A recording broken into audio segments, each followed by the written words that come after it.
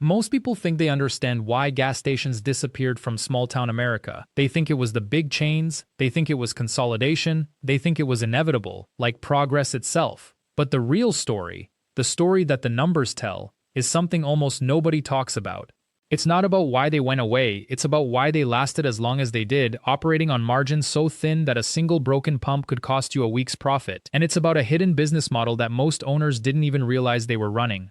This is a story about the economics of the American independent gas station between 1950 and 1975, a business that looked simple on the surface but operated on a logic that defied almost every rule of modern retail. And the strangest part? Most owners were making their real money from something that wasn't gasoline at all. Let's start with what seemed obvious: the pump, the gasoline sale. That was the storefront, the reason customers came. But here's what almost nobody understands about gasoline margins in 1965. The profit on a gallon of gas, the actual difference between what the station owner paid and what he charged, was somewhere between 2 and 4 cents per gallon. 4 cents. In today's money, that's roughly 15 to 30 cents per gallon. And that's before you account for evaporation, theft, spillage, and the occasional customer who would fill up and drive away without paying, a loss that was quietly absorbed by owners who knew the customer and didn't want to make a scene in front of their neighbors. Think about the math. If an independent station sold 400 gallons on an average day, which was respectable for a small-town pump, that was between $8 and $16 in pure profit from gasoline alone. $8 to $16. Every single day. That's $200 to $480 per month before electricity, labor, rent, insurance, and the constant cost of repairs on aging equipment. The station owner was essentially running a razor-thin operation that should have collapsed under its own economics within the first year. Except it didn't collapse, and that's because the gasoline wasn't the business. It was the hook. It was the reason a customer pulled in at all. But once they were there, once they were standing on that concrete island, having just paid for their gas, what happened next? That's where the real economics lived, and this is the part that hardly anyone understands anymore. The station owner made money on what we would now call the convenience store. Except those words didn't exist yet. The ancillary items. Oil, windshield wipers, fan belts, candy, cigarettes, road maps, which in an era before smartphone GPS were a surprisingly consistent revenue stream. A customer would come in for gas, and while standing there, they'd grab a pack of gum for a nickel, a bottle of Coca-Cola for 10 cents, a can of Bardol motor oil for 75 cents, a cigarette carton for $2.20, a road map if they were traveling for a quarter, small transactions, but they were happening 400-500 times a day. Here's where the margin structure gets interesting. On a gallon of gasoline, you made 2 to 4 cents, but on a pack of gum, you doubled or tripled your money. On a bottle of soda, your markup was 40 to 50%. On cigarettes, which were tremendously popular and moved constantly, you were clearing 20 to 30% on every carton. These items had margins that were 10, 20, sometimes 30 times higher than what you made on fuel. And because gasoline drew the customer in, there was no customer acquisition cost. The customer acquisition was free. It was built into the pump. There was another layer to this that made the model even more sophisticated. Service. The station attendant didn't just pump gas. He checked your oil, he checked your tire pressure, he washed your windshield, he knew customers by name, and while these services were nominally free, part of the experience of getting gas, they created relationship, they created loyalty, and loyalty meant repeat visits, and repeat visits meant 400, 500, sometimes 600 transactions per day, each one an opportunity to sell the gum, the oil, the cigarettes, the map. But here's the truly counterintuitive part, the part that explains why these businesses were so resilient even as their structural economics seemed impossible. The real money wasn't even in the convenience items. It was in repair work, in the bays, in the labor. That was where the owner or his mechanic made genuine substantial profit. A tire rotation, $2, $2.50. An oil change, $3 to $4. A brake inspection, 50 cents to $1. A engine overhaul could be $30, $40, $50. These were the transactions with real margins. 30, 40, sometimes 50% profit on the labor, plus 20% on any parts. And the critical insight, customers who came in for gas were already there. They were captive. An attendant could say, "Your tire's looking a little worn," or "Your oil's pretty dark, when's the last time you had a change?" And because the customer was already standing there and they trusted this man they'd seen 100 times, they'd often say yes. They'd pull around back, they'd have the work done while they waited, buying a soda and some cigarettes, chatting about the weather or the local news. What looks from the outside like a simple gas station was actually a three-tiered business model. Low-margin fuel to drive traffic, medium-margin convenience items to capture wallet share from that traffic, and high-margin service work to extract maximum profit from the existing customer relationship.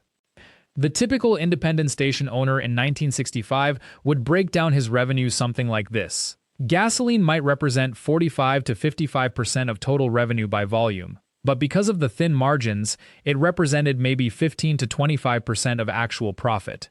Convenience items, another 20 to 30% of transactions, represented 40 to 50% of profit, and service work, which might be only 10 to 15% of customer interactions, would represent 30 to 40% of profit. The math inverted. The thing that looked most important, the reason the building existed in the first place, was the least profitable. The thing that seemed supplementary was the real engine, and this model could only work under very specific conditions. You needed consistent foot traffic. You needed customer loyalty. You needed customers to trust you enough to let you work on their cars. You needed to be part of the local fabric. You couldn't be a chain. You couldn't be anonymous. You had to be the guy everyone knew. You had to be reliable. You had to remember that Mrs. Patterson had a 1958 Chevy, and when she came in, you asked her how that car was running. You had to know that the hardware store owner always stopped by on Friday afternoons. You had to be embedded in the community in a way that modern business can barely conceive of anymore. This is why the independent station lasted as long as it did, not because the economics were particularly favorable, they weren't, but because the business model was in a strange way resilient. It didn't need massive volume, it needed consistency, it didn't need high margins per transaction, it needed a high frequency of transactions, and it didn't need advertising, it needed visibility and trust. All of these things existed naturally in a small town, where the gas station was often the third place, after home and work, where people encountered each other. But the model had a fatal weakness. It was entirely dependent on a set of social and economic conditions that were already beginning to erode by the mid-1960s, and by the 1970s, those conditions had changed so fundamentally that the entire structure collapsed. The first crack appeared almost imperceptibly. In 1965, the interstate highway system was nearing completion. The network of high-speed roads that had been under construction since 1956 was now binding the country together in ways that nobody in a small town had fully anticipated. These highways bypassed downtowns, they created new traffic patterns, and they created a fundamental problem for the independent station: visibility. When your gas station sat on Main Street, you benefited from every single person who drove through town. When the highway bypassed Main Street entirely, you lost that traffic overnight. The station owner didn't go out of business immediately, but the margin for error, which had always been thin, became non-existent. A few quiet weeks in summer, a harsh winter, a competitor opening up near the highway exit, any of these things could tip the balance. But the highway problem was just the beginning. The second force reshaping the industry was far more powerful, and it came from within the oil companies themselves. The majors, Standard Oil, Gulf, Texaco, Shell, had been watching independent station economics for years. They understood something that most station owners didn't. The real money in gasoline was not in the markup. It was in volume, and volume required something that small independents couldn't provide: consistency, standardization, and capital investment at scale. In the mid-1960s, the major oil companies made a strategic decision.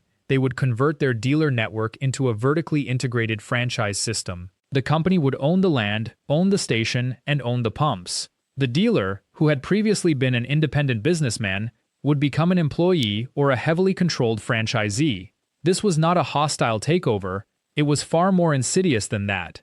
It was a voluntary surrender of independence in exchange for reduced risk. Here's why this was so attractive to dealers.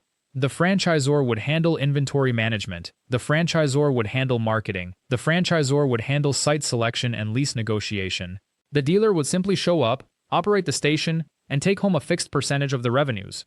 The risk had been transferred upward, and for a station owner who had spent decades juggling credit terms, managing cash flow, and competing against the majors with one arm tied behind his back, this was genuinely appealing.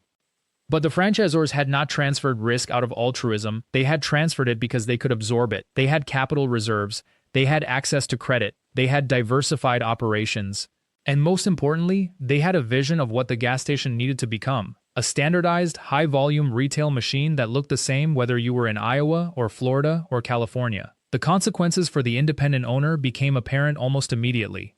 In 1970, the average independent station sold about 2.800 gallons per day. The average major brand franchise station sold about 3.20 gallons per day. This doesn't sound like much, only 400 gallons more. But in the context of a 2 or 3 cent margin per gallon, this differential meant the difference between profit and loss. By 1973, the situation had deteriorated further. The Arab oil embargo had created an entirely new dynamic. Gas became scarce, prices spiked, and the ability to source fuel became a critical competitive advantage. Major oil companies could source their own crude. They had supply contracts locked in. Independent stations, by contrast, had to buy from wholesalers. When supply tightened and prices rose, independents were squeezed from both sides.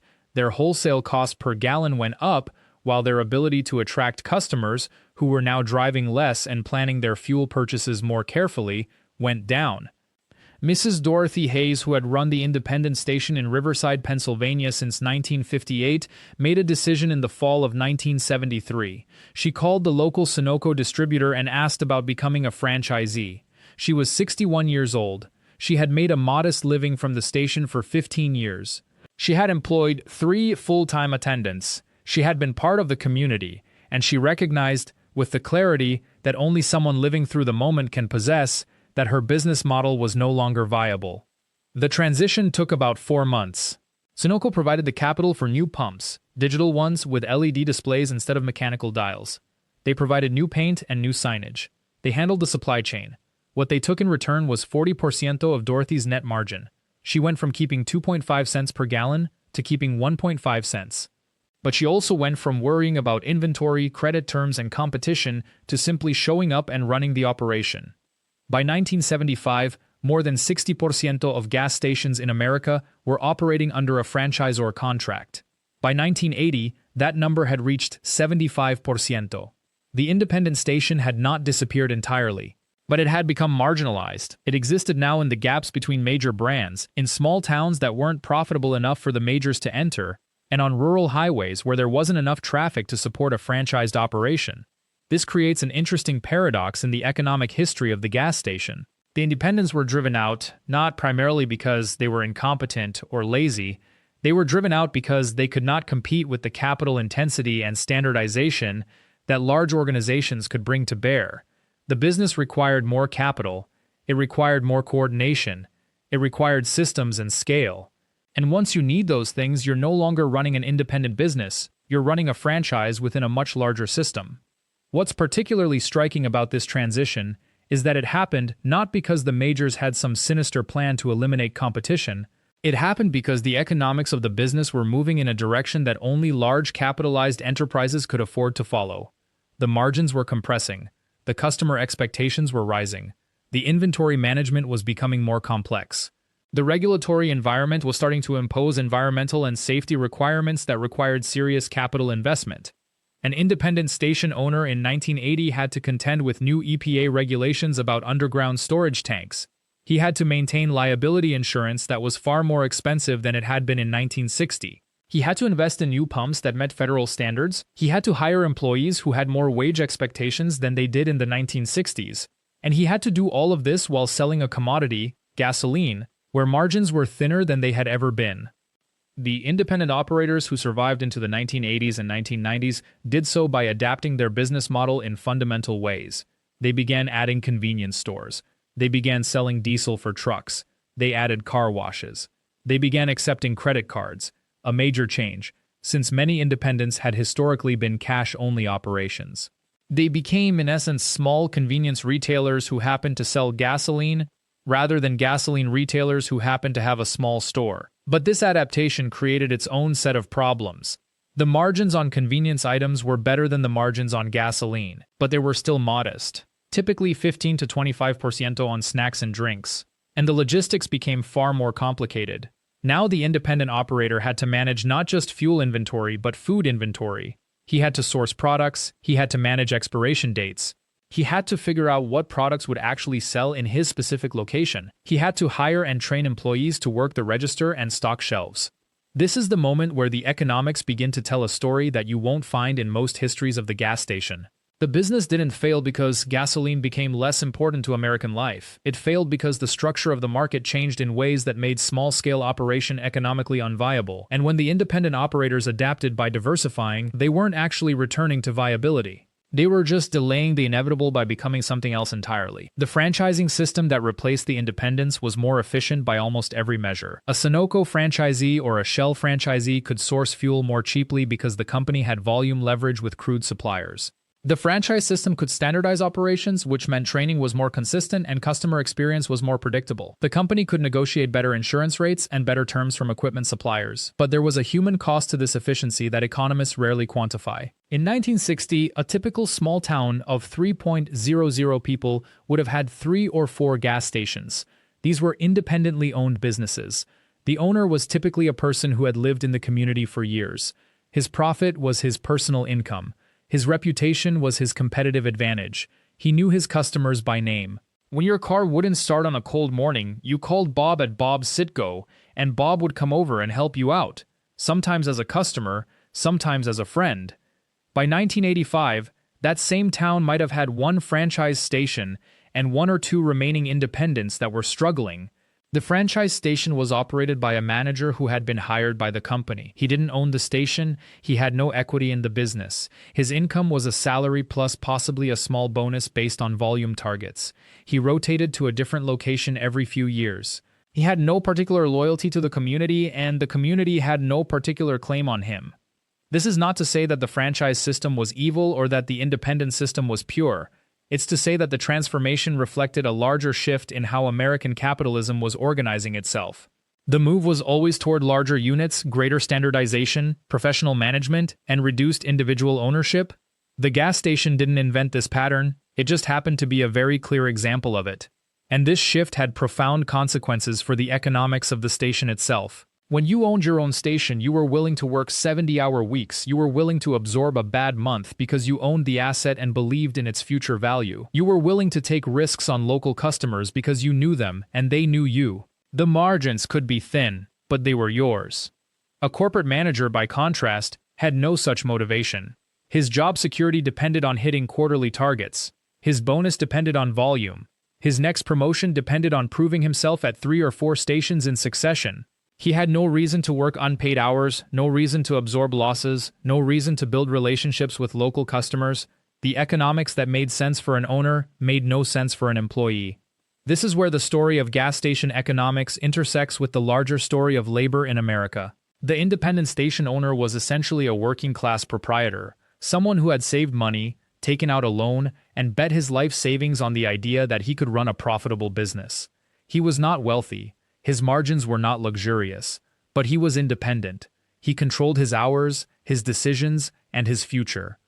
The corporate manager was something different. He was a salaried professional. He had job security, benefits, and a clear path to advancement. But he was fundamentally an employee. He executed strategies designed in distant offices. He had no ownership stake in his success beyond his paycheck. And when corporate decided to automate the station, reduce staff, or consolidate locations, he had no power to resist. He was simply reassigned. The consolidation of gas stations into corporate chains therefore represented more than just an economic shift. It represented a shift in the nature of American work itself. The independent proprietor, a figure who had defined small business in America for generations, was being replaced by the professional manager. And with that replacement came a fundamental change in incentives, in local attachment, and in the relationship between work and ownership. By the early 1980s, the economics of the independent gas station had become nearly impossible. The capital requirements had risen. The regulatory environment had become more complex. The oil companies had learned to extract value through franchising and credit card processing rather than through outright ownership. And consumers increasingly preferred the standardization and predictability of a branded chain, even if it meant less personality and less local connection. There were still independent stations operating in the 1980s and 1990s. Some exist today, but they operate in a completely different context. They compete not on personality or local loyalty, but on price. Many are located in rural areas where corporate chains haven't found it economical to build. Others survive by specializing, selling convenience items that command higher margins, or offering services that corporate stations have eliminated. But the era when the independent station was the dominant form of gas retail in America was over. So what was the true cost of running a gas station in its golden era? It was, first, the capital cost. Anywhere from $30,000 to $100,000 in the 1950s and 1960s, depending on location and whether you owned the land. It was the operating cost, the staff you employed, the utilities you paid, the rent or mortgage on your property, the insurance, the licenses, and the endless minor repairs that a station always seemed to need. But the true cost was also psychological and financial. It was the risk you took when you borrowed against your home to buy the station. It was the vulnerability you felt when oil prices spiked or demand dropped. It was the way the oil company could pressure you to upgrade your pumps and your signage, turning your profit into their investment. It was the knowledge that you were always one market disruption away from losing everything. For many who succeeded, though, it was also the path to security. You built a business that could sustain a family. You could hire your son or your nephew. You could retire knowing that you had built something. In a time before 401ks and corporate pensions became standard for working-class Americans, the small business, the gas station, the restaurant, the hardware store, was often the only way a family could build lasting wealth. And that is why the transformation of the gas station matters. It is not just a story about fuel retail. It is a story about the changing structure of American capitalism, the decline of independent proprietorship, and the rise of professional management and corporate control. It is a story about what happens when efficiency and standardization become more important than local autonomy and individual ownership. The gas station that once represented a path to the middle class for a working man with some savings has become, in most of America, simply a standardized node in a vast corporate network. The numbers are better now: more gallons pumped, higher margins on convenience items, better inventory management through computer systems. But something was lost in that efficiency. The local owner who knew his customers is gone. The station that reflected the personality and effort of one person is gone.